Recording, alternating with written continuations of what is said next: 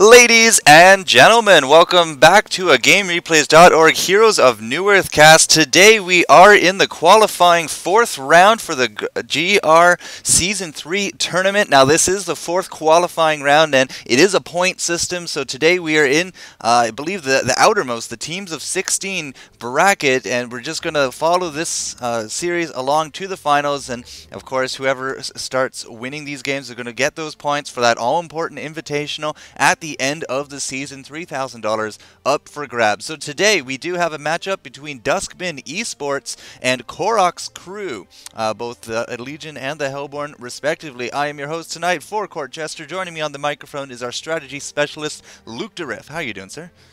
I'm doing very well, and I'm really looking forward to this. New Year has come, and this is the fourth qualifier.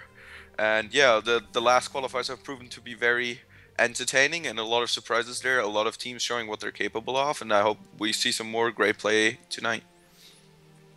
Yes, indeed. This is going to be our first tournament of 2011. So happy New Year, Luke. It's been a pleasure casting with you all year, and let's just get right down into the bands. So would you like to take it away, sir? Well, we have the Legion band, Pharaoh, Hellbringer, Thunderbringer, and the chip of Thunderbringer becomes more of a standard ban. People have seen what he can do with spell shards, Staff the Master, and the Refresher, especially in SK versus G as well. It's pretty ridiculous, about 100,000 damage on heroes. Then we have Chipper, a strong nuker as well. Can, pretty much take over a game. Same with Bombardier. He's like the prime example of a really extremely powerful nuker. Then we have the Pharaoh ban, which also becomes more standard. A very good sign in my eyes, because Pharaoh used to be, or is considered to be, one of the more balanced heroes in the game. And nowadays he gets banned, so showing that despite all the discussions and issues that people have with the balance, it's not too bad. Dr. Repulsor becomes also a standard ban. Hellbringer is an insanely strong and insanely versatile support hero, and he also offers probably the most powerful counter initiation in the entire game, so many people don't like going up against him. Sandrive is just one of those heroes, if you let him farm, like, not even obscenely, he doesn't even need obscenely good farm to take over a game after like 30-40 minutes, and people just don't like dealing with him because it's like playing against the clock. And Slither, in the last couple of months, he's proven to be an extremely strong, solid laner, pretty much unbeatable. So if you don't want to pick him up, most of the teams ban him in order to give their side lane a chance. Playing against a clock? Really? I haven't heard that one before, but it is a very apt kind of analysis here. We did see a very powerful Slither this morning on the Cybergamer Australian tournament. Shinx from Sublime was playing him, so, I mean, yeah, it's showing off a lot of the strengths there. I got to see that firsthand. Very great bands overall. A lot of very heavy, potential ganking and carry heroes, with the exception of really that Hellbringer, as you did say, counter initiation. But thank you so much for the band, sir. We are going to get right into the picks, as they are almost done here on the Duskbin side. We do have a Pebbles coming out with an Andromeda, Witch Slayer, and Vindicator. That's almost a trifecta there of support heroes going to be going it with the support here of Pebbles. Most likely Pebbles is going to be going that solo mid. He has proven himself to be a dominant force after he can get really farmed up, especially with the introduction of those spell shards. He is quite the force to be reckoned with. Going to be going where one more pick here for Oktoberkiss. I can only assume that they're going to want someone in that long lane, unless they're not going to be going with a Trolley instead, with a 2-1-2 setup. I do see a Soul Stealer here, Shadow picked. As we wait for him, I'm just going to go over to the Hellborn side here. Korok's crew, they have themselves a Bubbles, a Flint Beastwood, Behemoth. Always great to see Behemoth back into the competitive game. And hey, this is Bill Gates. Hey, weren't we looking at Bill Gates the other day? Bill Gates Soul Stealer? Yeah. Let's hope he has a better day than that one, because his Soul Stealer ultimates were not just as good. It's going to be pretty interesting if he plays the Behemoth, because that would not put him in the position to be the true Bill Gates, getting a lot of money. So I'm not crazy. Great. Let's just finish this up then. Mimrodon, he's also most likely going to be going with the support here with the rest of the heroes already figured out here. I mean, Flint Beastwood is likely going to be in a tri-lane here with the Mimrodon and Behemoth. That's 2 stuns, potentially 3 stuns if the Magic Carp stun can get off, to give that Flint Beastwood a lot of auto attack range. Of course, he does have the best range in the game. The last pick coming out here for ganks is going to be that that Soul Reaper. Likely we're going to see a Soul Reaper mid, at least that's my thoughts, with a Bubbles going in that solo long lane with the try, unless of course they do indeed go for a 2-1-2. Soulsteer was picked up here for Duskbin, throwing my analysis a little bit for a loop. So what do you think here for Duskbin? I can't really see who they'd throw solo if they are going to be doing a try lane. Well, obviously Witch Slayer.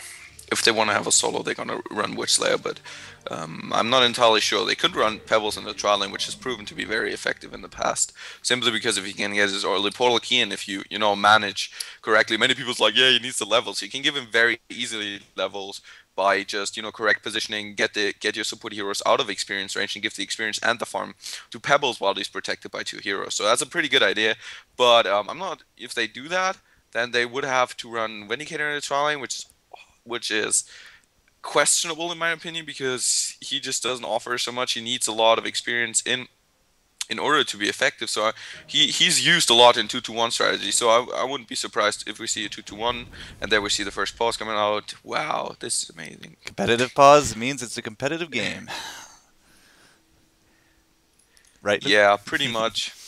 Yeah, but just looking at the lineup, I'm not sure what they're going to do, but if they run Vindicator and look at the starting items, very, very interesting. So what they also could do is, I thought of that as well, is that they run Vindicator as their carry in the tri lane.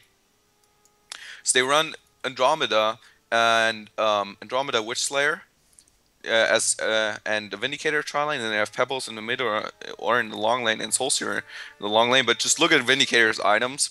He's got 2 Mark of the Novice, 2 minor totems, and only health regen. And you build that, you get those items in order to just get as much CS as possible. And Vindicator is a potent carry. He just needs a lot of farm, and he really struggles to get that. Just checking out the chat here, they do want to do a remake into AP. Don't quite think this is going to be an issue. It does look like we are going to be remaking, so just we will come back to you guys as soon as the game is remade, and we'll just edit out all the fancy stuff in between. So stay tuned, we'll be right back. Welcome back, ladies and gentlemen. We are now back into the game. We had one swap on the Hellborn team here, so that was remade into an AP, but we are good to go. Now it is totally the same heroes, most likely going to be the same lanes that they were setting up. Everyone is now really interested in getting this game going, as we are a little bit behind the time. So Vindicator is going to be setting himself down south. It does look like we have at least 2 going north with that Soulsteer. Likely Soulsteer is going to be going mid. Andromeda is going to be doing some warding, some really early warding at the 55-second mark, even before the rune spawn, so that might put them a little bit behind later on for rewarding, but it is obviously to spot the runes, spot any kind of ganks going down. But as of right now, it is Vindicator solo. Andromeda is going to be going top, so I don't think I've seen a Vindicator solo, and I'm not too sure I'm really going to enjoy it. I guess it really does come down to the skill level and teamwork here of Duskbin, because I don't know, Vindicator, he's a very squishy hero, and he has no escape mechanics, as opposed to, for example, Korok here on Bubbles, a very good solo laner, a very survivable hero with his Shell Surf, with his take cover, as opposed to none of that for the Vindicator. So we're going to have to keep a close eye on this bottom lane, aren't we, Luke? Yeah, sure. This is one of the reasons that Duskbin put the work down there at the bottom rune. At first, because they planned on going for the top rune, and so they knew what was going down bottom, which is an illusion rune. As we see the action already going down, this behemoth, oh my god, he drops really low, but is he going to be able to get out of there? Yes.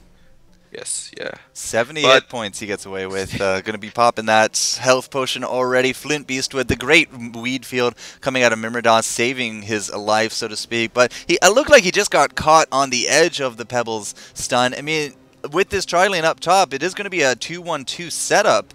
No, it's not. It's going to be it's going to be a tri-lane setup here. Both teams up top, and they're kind of very nasty teams. We got a lot of range component here on both of them, but it is going to be a triple stun lane here for Duskbin, as opposed to the duo triple if you can get the Magic Carp out with an exceptional ranged Flint. So, I don't know. It's going to be a lot of... We have to pay really close attention to both the top and the bottom. In the mid, it's just Soulsteer versus Soul Reaper, and I know we're going to get confused with the naming there. Oh, god damn it. Yeah, but Yeah, that's the worst thing. That's like Soul Reaper and Soul Steer, because that not only do they both start with Soul, but you know it's also in like just basically the same name. But anyways, yeah, I'm gonna be very interested in Almadim. I think that Vindicator will win the lane if he doesn't get ganked, and he's obviously very susceptible to getting ganked. He obviously has a slight disadvantage right now, but he won't level his what's called Sage's Lore, but he will level his Master's Incarnation, and that will give him, you know, a lot superior last hitting potential. So if it only comes to CSing, I think the Vindicator has the upper hand. Speaking of the upper hand, Witch Slayer is not actually going to be the first blood. It will be mid. Soulsteer is going to be grabbing that. Unfortunately, I did miss that looking at this Witch Slayer. He got blocked by the Behemoth Fisher on the right side, at least in terms there for EzPz, the wrong side for his, as he was totally trapped there and just so much damage going down. But as that did go on, it does look like Soulsteer took out Soul Reaper. Soul Reaper must have been playing very confident because he must have dropped really, really quickly. I did notice he took some tower shots before the encounter. But, wow, so a quick 1-1 exchange, but it does look like Duskbin will be landing that first blood. I do like the comment here on Master's Incantation with 0 in the Sage's Lore. I do think that 1 in the Sage's Lore, just for harassment purposes on Bubbles. I mean, Bubbles is not exactly a spammable hero. He has decent cooldowns on both of his spells. And the take cover screws you all over. It has a 6-second cooldown and only costs 50 mana. It's stupid. Like Sage's makes Sage's Lore really not worth it at all, and he, you know, that's why you know, giving that up for superior last hitting is normally not what you want to do. But it seems that he struggles quite a bit down there.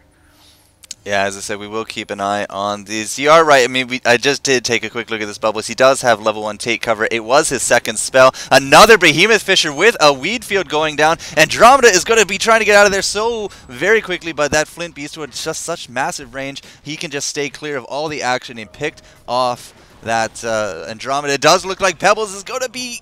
Oh, so close. He has 30 hit points. He's going to be using that health potion. No. He's going to be good. All right. That was so clutch right there. But that's now 2 kills to this top lane. This tri-lane with the range component is just so far winning out against Duskbin.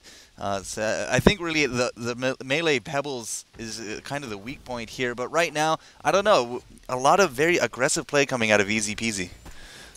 Yeah, they definitely have the upper hand in their trial lane, especially since, you know, normally if you want to have a Pebbles, you want to do what I said in the beginning, is like you want to have your supports like basically out of range of the experience, so he can get as much, you know, experience on the Pebbles, because it's so important for him to get the levels early, and you know, because he's so much based upon ganking. Like if he doesn't gank, just a Pebbles pick doesn't pay off in the long run, and you can pick much better heroes.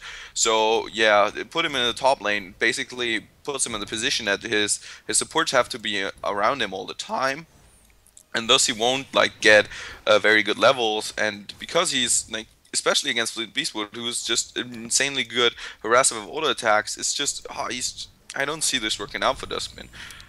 And so far it has not. Just take a quick look here at the creeps. I mean, we do want Bill Gates to get fed pretty decently. He only has 12 creep kills, however, and his 2 teammates there have 0. So, I mean, of all the creep kills that have been going down, I think they've been focusing a little bit too much on the heroes. His farm is going to be suffering a little bit. In comparison, I mean, Mr. Swish in the mid with that Soul Stealer, he's up to 25. He is leading the pack right now. Coming in a close second will be Korok here on EzPz Bubbles. He's at 21.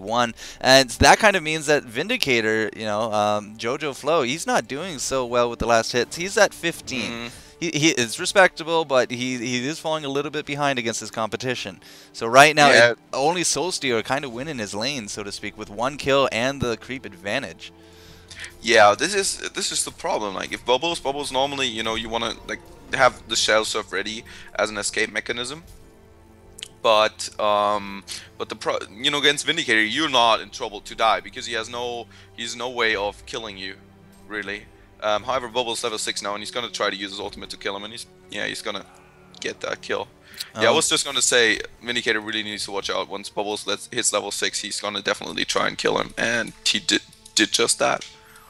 You have a better eye than me, sir. I did miss that, but thank you for, the play-by-play there. As I said, I really don't enjoy a Vindicator. He's just so squishy. No mechanics to stay alive, and he's not. I mean, he's going 3. He has level 3 Master Incantation. The silence, the Glyph of Silence. I mean, theoretically should afford him some luxury against a spamming hero, but unfortunately, Bubbles is hardly a spamming hero. You can spam take cover, but there's no point really. Yeah, it is extremely difficult, especially since Bubbles, he doesn't have to worry about like escaping, as I said before, so he can spam his shell surf in order to harass all the time and all the time. And as you said, Vindicator is extremely squishy. However, he's got his life 2 right now, which I think, in the end will definitely be a Helm of Black Legion. Oh, what's going down up top? It is going to be another Fisher trapping Witch Slayer right for the weed field. That was a beautiful Fisher. Yeah, that Fisher to a weed field, very nicely placed. That's going to be another kill here for EzPz up on this top lane. Now, as I said a little bit before, placing those wards very early. Right now, there are 0 wards on the map, and that's going to afford this top jungle to start respawning, as well as no sight here on the runes. Now, as for rune control, I have not noticed Solsteer actually landing a rune yet. Have you? No, I don't think so. Bubbles has been quite active. I think he's also got himself a bot lane and a Blasphemous, which will allow even more, just more shell surf spam. Look at his Vindicator. He sits so low, and once Bubbles' ultimate comes off cooldown, he's just gonna go in, tower dive, and kill him immediately. Well, and that's his problem. Oh, sorry, I was just watching Bubbles. Got interrupted there. Yeah, the Shell Surf affords a lot of range. It does look like Andromeda has been pulled from top, at least for now. She did put up a ward here at the bottom rune spawn. It looks like she's going to come down to Vindicator's lane and start helping him out a little bit. One-on-one against a Bubbles is a very hard lane, regardless of whoever you are, especially without that escape mechanism that Vindicator just does not have. But Bubbles, I mean, with a bottle and a blood shouse, I don't quite see. There's the courier, but he's not doing any kind of shuttling right now. I was going to say, though, Vindicator, he does have himself the global silence. If we do get a shell surf into the tower, it would be enough just to silence him out. A great triple gank in the mid. It does look like a double. Wow, 2 kills actually for EzPz. 1 up top, 1 in the mid. Solsteer did go down. Who else joined him? It was that Witch Slayer up top. It looks like he got soloed up the top with just Bill Gates by himself. They found the Andromeda in the forest right now. EzPz dominating this map. So many roaming heroes, and it's just showing right now 8-1 is the score in their favor. Yeah, it's as I said, I would give the edge to Vindicator. Obviously he didn't win the lane because Bubbles had a really no. I said Vindicator, but Bubbles had a super good advantage with getting the early illusion rune, and that gave him just the edge. And just once he has his Blasphemous now, he's got take a look mid. Another. Oh god. Oh no! Oh, dealer. Another straight gank here into the mid. 2 heroes from top coming into that Solstier, and he just goes down yet again. So I have to kind of retract. I don't think Duskbin is winning any of the lanes right now. Yeah, I was like, yeah. Just gonna say, I think there's a lot of wrong decisions. Like Pebble's draw lane in the aggressive lane, even though it offers quite a bit, and he's got a solo lane now. He's only level 5. Compared to Flimpy's Wood, who should be a fair amount higher. Well, he's level 6, but yeah, that doesn't work out too well in my opinion. And then you have Vindicator, who really struggled, and he didn't have any ganks. I think that if Andromeda could have set up a gank or something, that would have helped him out tremendously. Soulstealer got killed twice in mid after he got the early first blood, so it's really looking grim for them right now. Yeah, there is a good deficit here. 3,000 experience, 4,000 gold. A good way to measure, at least early game, would be the gold per minute stat. As we just take a quick break here, Bubbles is about to find this Andromeda and the Soulsteer. Down goes the ultimate, however, in the Song of the Sea, almost taking out Andromeda, but so much tower damage coming out with the help of Mr. Swish. In fact, Mr. Swish is going to be gaining a solo kill. No assistance there recorded, but that's going to be a good gold boost to him. A little bit of overconfidence coming out of Bubbles. But I was about to say the gold per minute stat is a great way to measure how everyone's doing. And like we got 76 gold a minute on that Witch Slayer. We got 83 gold a minute on Andromeda, and as you well know, the bigger the better in this game. So compare that to Mr. Swish 310. I mean, just the average gold per minute right now is just so drastically different compared to EzPz that only Soulsteer at this point seems to be the only one getting farmed up. Yeah, it's just difficult as tri-lane supports generally don't get very much gold. Like Nova once stated, yeah, I'm really happy if I get, bracers, power supply, and I can sneak in a bracer or something. And that's basically it. It's just you won't get very much gold, especially as the main supporter, as the ward bitch, but yeah, as you said, the general goal per minute is really difficult. And as you see, the Hellborn are a lot more active around the map. They don't stick to the lanes. They move around. They try to set up ganks, especially with this Bubbles doing a great job at what he's supposed to do. Is like once the benefit of a Bubbles is not that you have a hero that sits in lane like Vindicator now and farms for like AFK farms for 20 minutes till he gets some items. But the advantage is that you get some early levels and you move around with the ultimate and with this quite decent burst potential and mobility and make something happen for your team, and that's exactly what he's doing right now.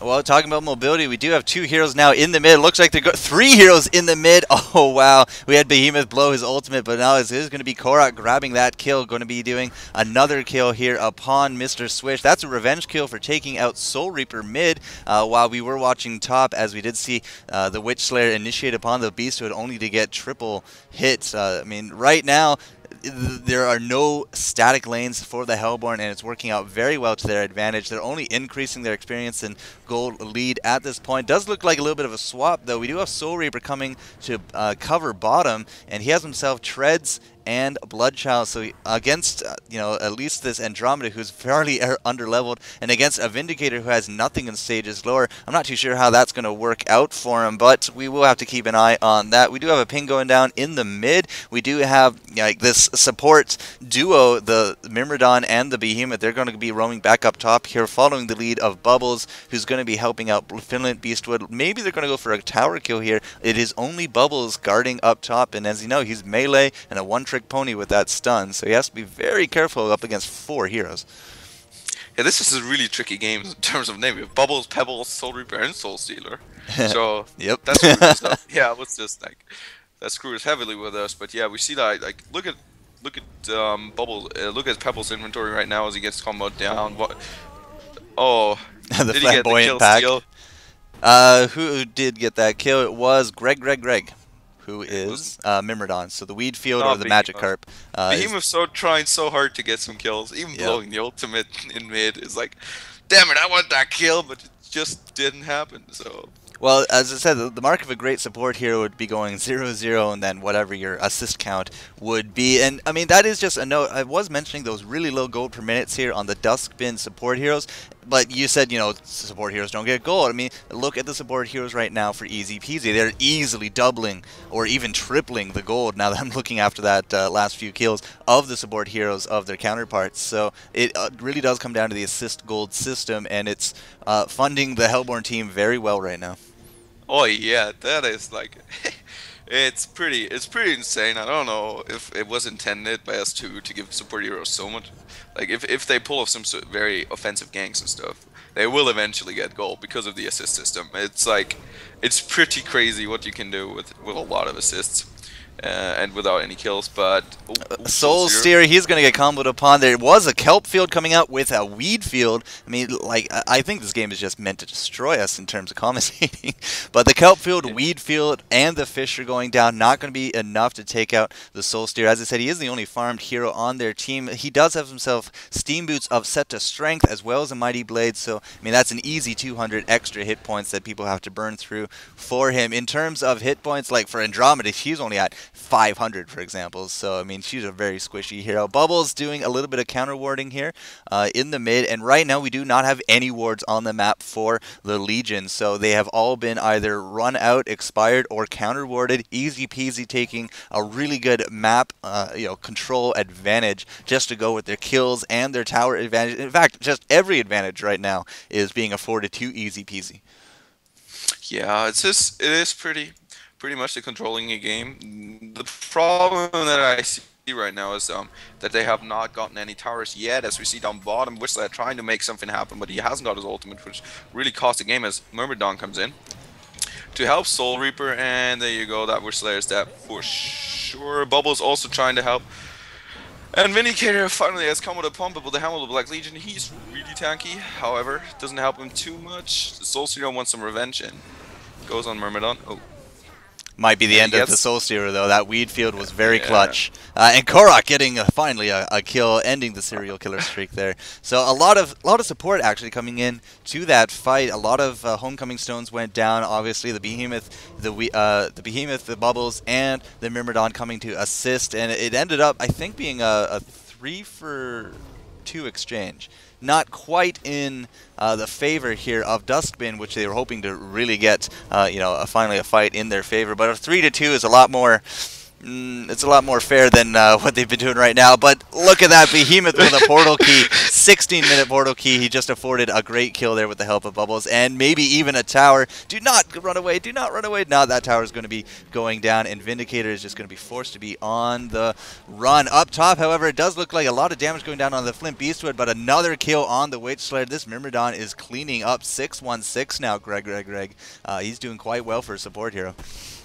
Yeah, and he's not going for the pure support Myrmidon, which is like buying Striders and then items, playing the primary support, but he's going for the I'm a support, but I want to do something like game, which I think is his true role. Is like he gets Steam Boots, which is insanely good on him because it gives him tankiness and the much needed attack speed to make his ultimate work, and then he's probably going to go for BKB next.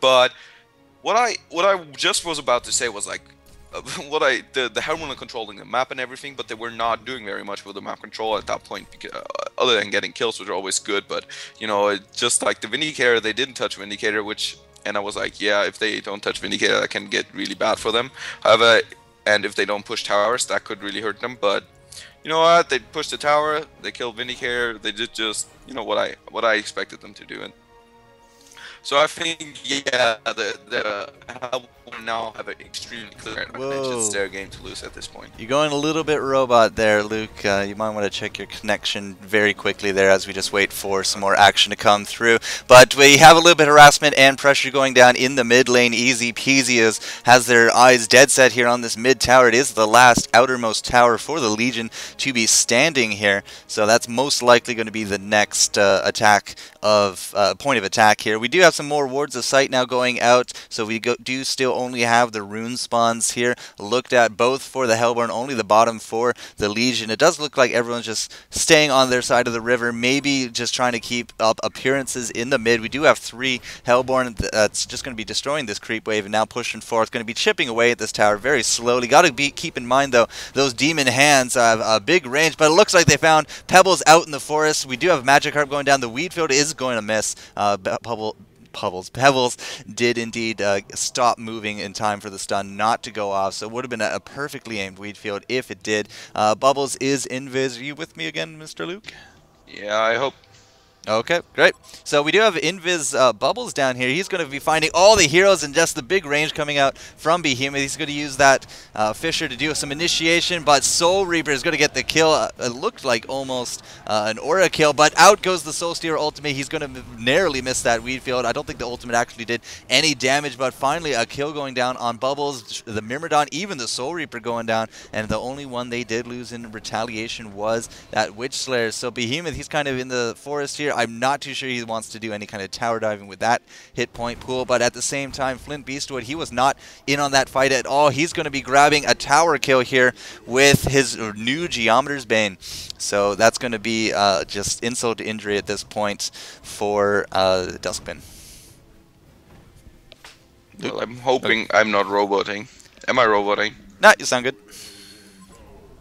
Well, yeah, this just showed the problem is like if they don't combo Vindicator down, he's gonna have a huge impact on the fight. That's why, you know, I was playing around with Vindicator and Hammer the Black Legion quite a bit. I didn't find it to be that extremely powerful because it took him such a long time to farm it up, and you didn't deal any DPS. But it is a great item, you know. If Vindicator is real strength, and the real problem that he has, like, he needs to be in the middle of team fights to make use of his most powerful ability, which is, I think, his Aura. because, you know, 3.5 second silence. I put that on the bubbles, put that on the Myrmidon, put that on a Soul Reaper, even put that on anybody, any heroes that rely heavily on, you know, spamming spells and using their spells in order to, you know, proceed in battle. That's just huge. That's insane. The problem is if you play him as a pure support hero, then he doesn't get the farm, he doesn't get the survivability, and he's going to be dying in teamfights extremely fast. So I always like the idea of a Vindicator getting a lot of some farm to get some survivability, and, you know, it might help them out in the long run, but it might also be that it's already too late. Oh man, kills going down in the mid. Witchslayer, he has dropped to quite a few of the Hellborn heroes here in the mid. Who else went down? It was Behemoth, but now Andromeda's going to be hitting the hay as well. Down south, however, I was keeping watch on this Soul Reaper and Bubbles combo. They actually just cleared the triple stacked jungle down here that the Legion did have set up, so that is actually not going to happen anymore. Soul Steer going down to an ultimate with the help of Bubbles from that Soul Reaper, so just 9 kills being listed here for Duskbin. 21 is now the new number here for the Hellborn. With that Soul Reaper gone from mid, the only person left to really put up a good fight here would be the Pebbles Vindicator combination. It's not going to be enough. This Flint Beastwood has level 4 Deadeye, and he can just outrange towers all he wants. He looks like he's going to be going for his next item, which is most likely going to be a Shrunken Head at this point to complement his now Geometer's Bane. I mean, that's 66% extra damage. Time to get a little bit of survivability. I'd be very surprised if he just went straight for the Frostwolf Skull at this point. I don't know. He's got some strong initiation that can draw the attention away from him, and Frostwolf Skull is extremely powerful at kiting, you know, kiting heroes, especially probably in the longer stages of the game, kiting the Vindicator, because he can deal a lot of damage. As you Pebbles getting his first insta-gib of the game. 22 minutes in, that's never a good sign. He did get it, though. He did get it, so. Yeah, that's his first time, but yeah, I'm not sure. Like, this Vindicator, is he gonna go like straight tank build with a Helm of the Victim? I'm not sure what Vindicator is doing right now. What build they have planned for him? Probably just pure tank and have him stick around in team fights as much as possible. But I'm not sure whether I necessarily agree with that in the long run, because, you know, you can deal out some pretty impressive damage if you give him some intelligence, give him some kills, which he obviously hasn't been getting yet. Oh, Behemoth. Yeah, it does look like the Legion's out for blood. We do have the new portal key there on Pebbles after his kill on Bubbles. Afforded him a good boost in gold, and then he's going to be... I mean, it took 4 heroes to take down Behemoth, but he didn't even have a chance to fight back, which is probably what exactly Duskbin needs to do at this point. Just start chipping away at the lead that EzPz has set themselves up for, and then after, you know, get a few heroes out of position like they're going to do right now. Oh, what a great toss there on top of that Soul Reaper right into the Andromeda. I mean, this is what they need to do right now. Pick off the heroes, start chipping away at the lead, and they are eventually going to get their farm back up to a good status, and then they can start doing some team fights with confidence. And right now, I mean, 9 kills to go, and what, 4 towers. No, sorry, 3 towers, because we do have the mid down here for the Hellborn. While we were on the topic of items, Luke, I mean, we're about to hit 24-minute mark. What do we have going down for everyone? Well, Pebbles has finally picked up his core items, apart from proper boots, but he has his portal key, which is important at Blatchless, which allows him to combo frequently. Then Andromeda is playing primary support, that means support bitch, and she's only getting words. Has a mana battery in Stratus, though. Vindicator has Shaman's Headrest and a Helm of the Black Legion, which indicates that he's going straight for the full-on tank build, which is pretty interesting. We'll see how that turns out. Wishlam managed to sneak in a Bracer. That's interesting. Onto his Striders. Then we have Soulseer has his BKB and Shrunken Head. No, Shrunken Head and Portal Key, because he said BKB. Yeah. I was like, I don't want to use Dota terms. So. Yeah, let's stay away from that. I didn't play very much Dota, so I shouldn't do that. Anyways, we have Korok on that bubble is picking up his Portal Key as well, which is very, very nice, especially with the Portal Key on Behemoth combo. Behemoth has everything he needs right now. Like if it ever gets super late game, probably wants something like maybe a Sheep Stick, maybe like a Frostfield Plate, but only if it gets really late game.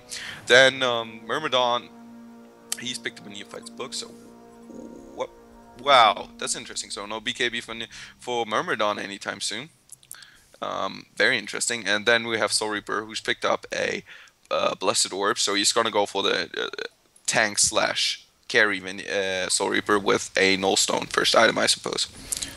Speaking of Soul Stealer, he did pop his Invis right on top of this Behemoth, but now he's getting kited right into everyone. Go to blow the ultimate. Talking about a little preemptive there. A swap going down, however, and it does look there's no deaths actually going down right now. It does look like a lot of pressure going on to Myrmidon. He's going to go down, but now in comes the cavalry. Out goes the kelp field. It does look like that tank Vindicator ain't going to be working, at least for this fight. Pebble's also going to be going down as well. Vindicator's going to try his best to clean up this Flint Beastwood, but Flint's on a double kill, and now with the help of Bubbles, most likely going to be chasing him down. Down goes Behemoth as well to this Witch Slayer, so that's actually going to be a great pump to his gold. It's a three-way hat trick here for Bill Gates. Oh man, I wonder how many three-ways Bill Gates actually gets in real. No, isn't he married anyway? Flint Beastwood though, like he's going to be showing. He does look like he's going to go at least for either a Frostburn or straight for that Frostwolf Skull.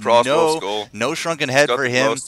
Yeah. Okay. So yeah, straight for the Frostwolf Skull Glowstone. Good eye there, Luke. Thanks very much for that. And now he's just going to outrange this tower with his two illusions, and just I don't know. Right now, their experience in gold lead is not going down whatsoever. They're ahead by 10 kills right now, and very impressive work on Bill Gates. 0 deaths. The only hero in the game to have not died. He's part of 11 of the 25 kills, and sitting very nicely on 511 gold a minute, top of the game.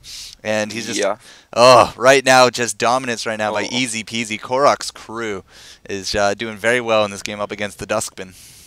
Yeah, I didn't expect this, but this is really nicely played by Duskbin. Not by Duskbin, by Korok's crew. They have, sorry. No worries. Confusing names and everything. It's all good. But, very nicely played, and I think that their problem is, like, Soulseer, like, you know, he uses his ultimate, but he uses it in the wrong spot. Like, that last ultimate really just, you know, that's so much damage wasted. It's not gonna help you in the long run. Imagine he would have used that right on top of Flint Beastwood or something. That would have been an entirely different story. If you can DPS Flint Beastwood down immediately, then it's all good. But then we have, you know, Korok's were doing a very nice job at doing, you know, how you deal with a tank is you ignore the tank if he's not too dangerous, and you clean up around him. In the end, like, he's got lots of HP, but he can't do anything in a 2 versus 1 and 1 versus 1. And you know, when he was singled out in the end, there was nobody to support him there, and so he couldn't do anything. And very nicely played. They were EzPz. Just going to comment a little bit about your connection again, Luke. It does look like it's getting a little bit choppy, but we do have a Kongor going on. It's not Santa Kongor, so I guess we did change the tile sets, or at least we're not in the Christmas tile set. Good thing to note here, Flint Beastwood, he's using his gold permanent quite well, and he already has that Frostwolf Skull, but a little bit of scouting here from the Legion side. They do not have any wards, so that Kongor almost went totally unhindered whatsoever, but using an illusion rune or a geometer's mitten, no, definitely an illusion rune, going to be scouting out there. Kongor will live to tell another tale, but now we do have the Flint Beastwood, not ultimate, the Flint Beastwood illusions going in. He's just doing so much damage, just illusions on that Vindicator. In goes the one-trick pony. The Soul Steer ultimate again, not really going to hitting that many people. It did do a lot of damage, however, which is good to see, because you do want to get that. He picks himself up a double tap, even agitating these Ancients right now. He is, nope, that's another illusion, so they're not going to be agitating Soul Reaper and Bubbles. They will probably try to come in here to steal this Kongor kill, however. Not going to be not a good idea, but Soul Reaper picks up a kill there on Jojo Flow, and even a double tap. Maybe this was a good idea, as Pebbles and Soulsteer are just forced to run out. Kongor lives at 600 hit points, and a hat trick coming out here for the Soul Reaper, and not going to be a quad kill. That will be Bubbles cleaning up there. I'm pretty sure all 5 of Duskbin did die, and now they're going to be trying to take on Kongor before we can get any kind of reinforcement. But we do have Soulsteer coming in. He will have a portal key up in 4 seconds. It's not going to be enough, as Bubbles picks up the token and immediately portal keys out of that. So that did not work to anyone's real plan, but overall it is Korok's crew that came out ahead in that with a fresh new token and increasing their lead to 12 kills. I'm not sure. Like, they did it in the beginning. Like, that was huge. They took out Flint Beastwood immediately, pretty much. So a lot of damage was gone. They took out Behemoth and Myrmidon at the beginning of a fight, which is also very strong because both of them have extremely powerful stunts. So that basically gave them a huge edge. And then I don't know what they were doing. Like, bubbles came in. They shouldn't have clumped up. They really should have waited for it. It was pretty, you know, if you play bubbles, you're definitely gonna try to make something happen with your silence, and he just didn't. I don't know. I understand what Duskbin were doing. They were like, yeah, we were so far ahead. Like, even if they come in, we can deal with them. But then again, you know, they combo. Then Pebbles tried to do his combo on Bubbles, who was in take cover, so that didn't work out. And yeah, that's pretty much what cost them the Congo kill. And now they're in trouble. Oh, they've been in trouble this entire game, but they did have a good chance there to start redeeming themselves onto a path towards more even game, maybe even trying to get the upper hand. But Flint Beastwood, I mean, he just started chipping away at that tower as soon as the creep wave was in range. Soul Reaper has himself a Nullstone, which is going to afford him a lot of mana regeneration, as well as, you know, he is getting pretty tanky himself. I mean, with that Nullstone, that's a little bit of extra health. He does have the Strength Greaves already set up. I can only imagine from here he's just going to get harder to kill. A Frostfield Plate would be excellent on him as well. Bubbles, he has himself a Shrunken Head now to go with that Token of Life. That's just going to be, you know, a thorn in Duskbin's side at this point. And like, I mean, look at Flint Beastwood right now, using the sight of others. He's just chipping away this tower. It does look like Bubbles wants to buy some time. They're going to be picking off a very squishy Andromeda as he goes down. That was an amazing Soul Stealer ultimate, and it's just not going to be enough to finish people off in that one shot, but he does pick up a kill, at least on this behemoth. It does look like EzPz is in the retreat, but it looks like as well that they don't quite want to leave. Ultimate coming out here from Soul Ripper. He's going to be taking down that Vindicator, but a Soul Stealer Demon Hands is going to be picking up a Myrmidon. Going to be trying another Demon Hands to pick up the Soul Reaper, but an auto attack is just going to be enough as well. A hat trick coming out for Soul Stealer. A very confident Bubbles. Korok, he's going to be taking out that brown player who is that... no, that's not right. He didn't take out brown player. He took out Witch Slayer. There we go. Now, check out right here. It is going to be a very... I know, just trying to chase down a Bubbles with a portal key and max take cover. It's very hard. Eventually, though, the Demon Hands come out. And I'm not too sure they're going to land another kill on that. So overall, very even team fight, but we did not lose the mid tower. It is actually still standing, so Duskbin's mission successful, keeping their base intact. Yeah, very nice team fight by them. Flint Beastwood was focused down immediately again. At this point, he deals, like, look at it. He does 1.33 attacks per second. He's got his illusions. He deals about like 180 damage per. That's just pretty. He's getting to the point where he becomes one of the main sources of damage, or the main source of damage for his team. And taking him out of the fight basically immediately was so huge. So, you know, and then they could just focus on all the targets that were running around. And in the end, they tried to, you know, get Bubbles, the double kill on Bubbles. Just wasn't enough. Really nice team fight by them. And you know, even though that's a problem, if a team comes back in the mid to late game, is always you win one or two team fights and you're back in the game, because at this point, like there's so much more gold involved and so much more experience that it can make up for an early disadvantage so easy. So EzPz really need to watch out. I don't think they will push into the base before they get another Kongor, because it's just way too risky. If they get another team fight like the last one, that could bring Duskbin right back in the game. Well, it definitely did a good number here on the experience and gold lead that EzPz is holding over top of them. I mean, we are sitting still at 5,000, 13,000 gold, but the 13,000 gold, a good chunk of that can just be made up by the missing towers. If we can start finally pushing those down, Duskbin will not only gain a lot of their map control back, I mean, that's also a lot of potential ward spots that they can put out, a lot of potential ganking space that they've also won themselves back, as well as, you know, gold in their pocket. Right now, though, it does look like they are going to be teaming up down south on this on this bottom lane for a defense tower, but they do notice that we have at least 4 heroes here in the mid, if not all 5. 1, 2, 3. No, all 5 here are in the mid, and this is a very weak defensive tower. It's going to start getting chipped down from here, and Flint Beastwood, he'll have no problem picking that off. And now the melee racks and the range racks are very susceptible, so we are going to have to get some initiation going here soon. I don't think I've seen a global ultimate from Vindicator that's actually turned the tide at any point here. Pebbles is going to go in.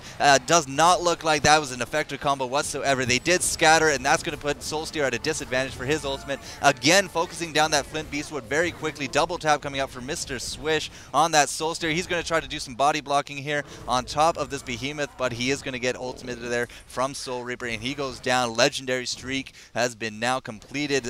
Pebbles, I don't know, a very underwhelming figure at this point. It does look like Witchlayer just went down, and it's very hard to get a Pebbles at this point of the game.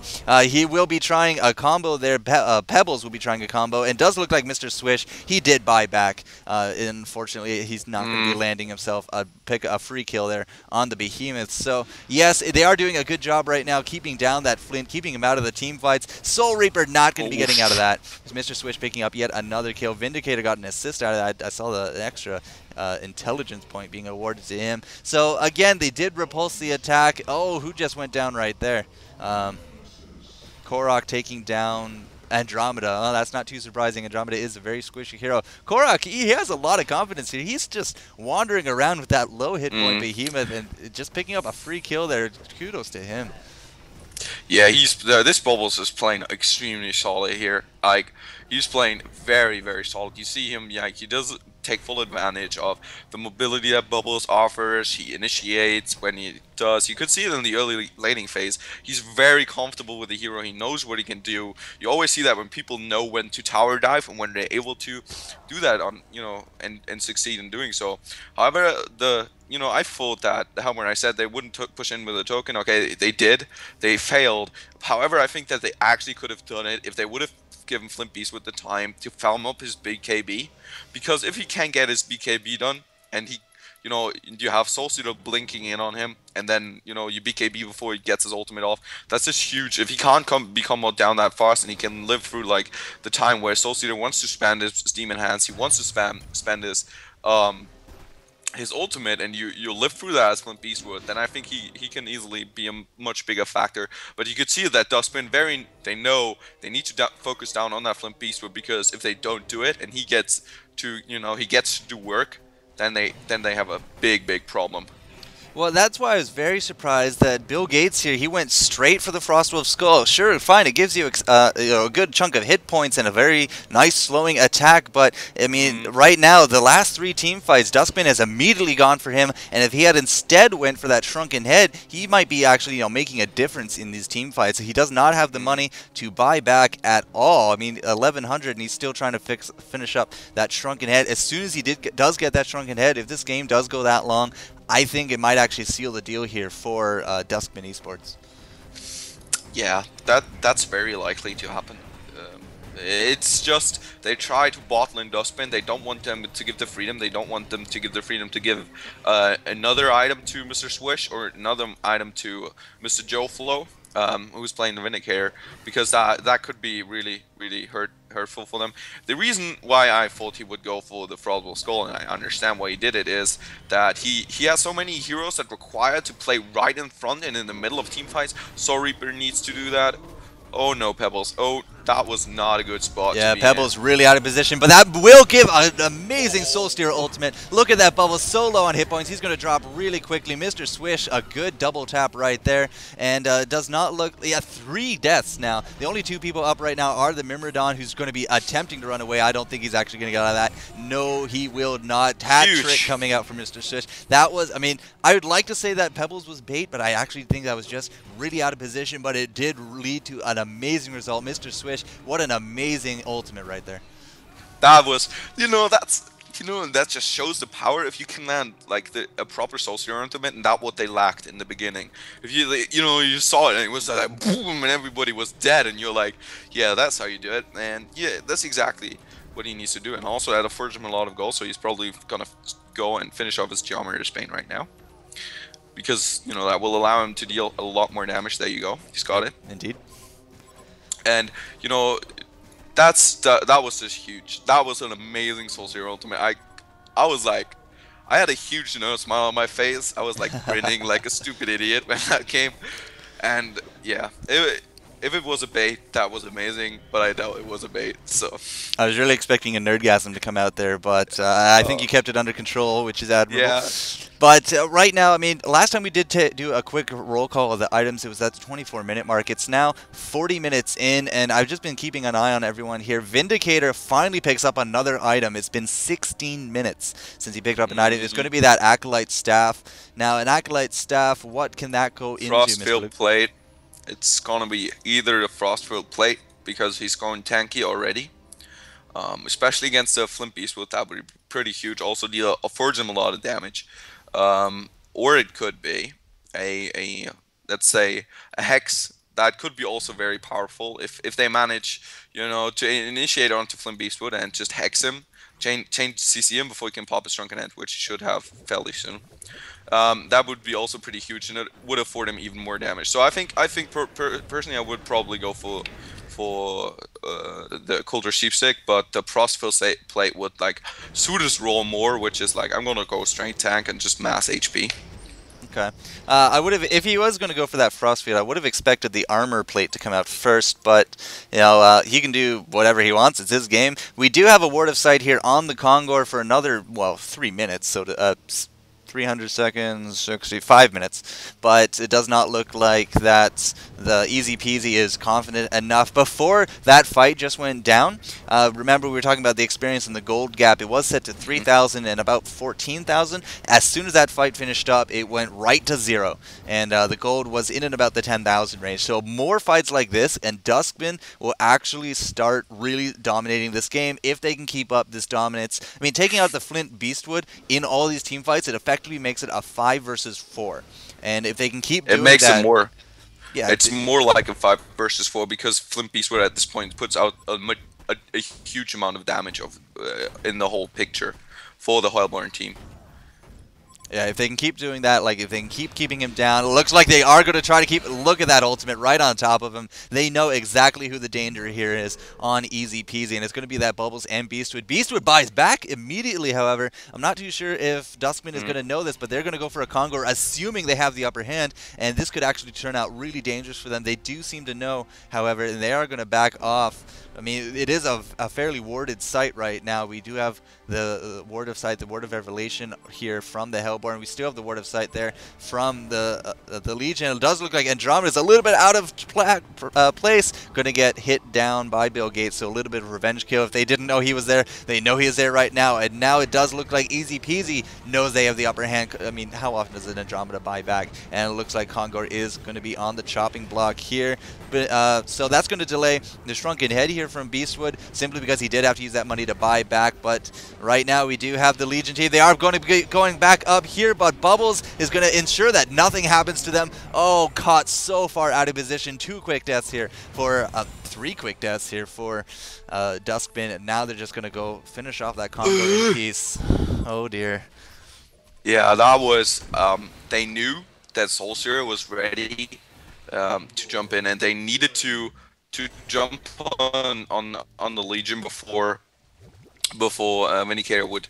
Does he still have his ultimate? Yeah, he has his ultimate. So they were just waiting. They knew that they had to get just the right moment that the Legion was approaching them, and Vindicator hadn't used his ultimate.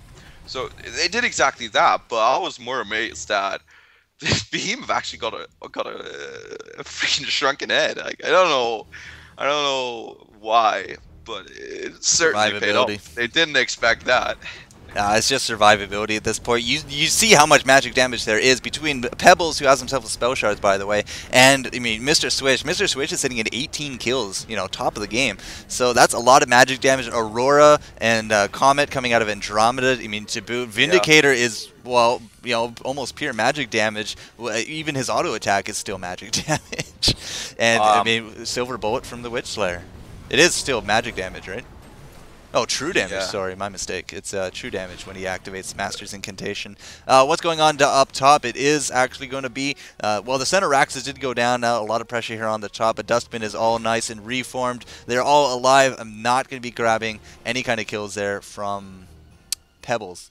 But yeah, I really disagree with Pebbles' item choice. What do you go? I think Spell Shards is not a decently strong item on him, because I think that his team profits more if he wants to have more AoE damage or AoE potential. I think a Frostfield Blade gives him more. It is just more beneficial because it slows as well, and the damage is a larger AoE. It's more likely to hit more people because if you do the maths, like Pebbles combination does about 1,000 damage, magic damage. So you up that by 25%, which is basically what spell shards give you. That is that will make about 250 damage, and 200 damage from Frosted Field is just about as much, as well as that it is a much larger AoE and a slow. So I think it's more beneficial, and it gives you armor. A lot of survivability. Yeah, it is. It's just better. And you know, if you want to go for a lot of nuking power, if you have an extremely early game, then you're focusing on single targets the most, and I think then the Codex is more appropriate choice. So. A Codex? Did you really just say a Codex? Codex, you know, that is just like what the spell shards give you is increased nuking power, basically. Okay, if you have amazing farm early on, you go for Codex because it's a lot more damage. It is a lot more damage than spell shards, and you know, it's just it will allow you to dominate more. In team fights, of course, you want to bring more AoE damage, and then you go for Frostfield Plate or Demonic, which also would be a very good choice in this case. So I don't know. Also, even a Hellflower would be cool. Would, in my opinion, or a Hex or anything. Nah, I don't see those on a Pebbles. Not at all. Oh my god! You even casted games with Pebbles with Hellflower. I remember it's in the Still don't agree with it. It's worthwhile. So yeah, but that could just be me because I'm not a big fan on the spell shards hype that a lot of people give them.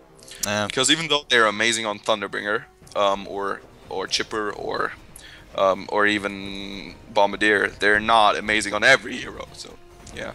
Well, right now, you know, spell shards aside, we do have all 5 of Korok's crew ready to go here in the top lane. Flint Beastwood using his illusions to do a lot of damage actually to that defense tower, and they'll do a little bit of scouting, a little bit of baiting. It's not going to happen. However, Ward of Revelation did go down. They did counter ward the ward that was up on the hill. So right now, Duskbin is a little bit blind, and this tower, there it goes. Bill Gates picking up that tower, and now this is going to be a lane ripe for the picking. In goes the Bubbles with the Fisher, the Weed Field going down. Out goes the ultimate from Soulsteer. Unfortunately, just does not seem to be making that much of an impact. It will be taking down that Myrmidon, but now he's just going to get so hardly killed at this point by like all 3 of these heroes. He's going to go down, and now the best hope here from Duskbin, Mr. Swish, he's going to be joined here by the Witch Slayer, and the GGs are coming out. Well played by all. EzPz will be advancing to the next round here at the GameReplays.org, qualifying round number 4